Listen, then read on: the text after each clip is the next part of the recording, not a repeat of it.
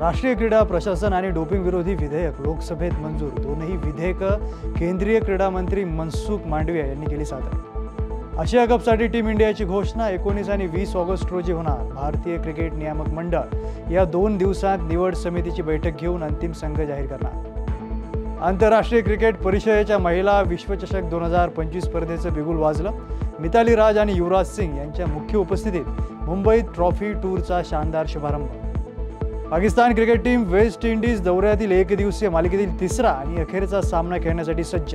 उभय संघातील 3 सामन्यांची एकदिवसीय मालिका 1-1 न बरोबरी। वर्ल्ड स्कूल व्हॉलीबॉल चॅम्पियनशिप 4 ते 13 डिसेंबर 2025 दरम्यान शांगलुओ चीन येथे पार पडणार। राज्यस्तरावरील निवडीसाठी मुंबई विभागीय निवड चाचणी मुंबई येथे होणार। भारतीय क्रिकेटपटू आकाशदीपला गाडी विकणारा डीलर अडकला। लखनौ परिवहन आयुक्तांनी ठोठावला 3.96 लाख रुपयांचा दंड, तर डीलरशिप होणार रद्द।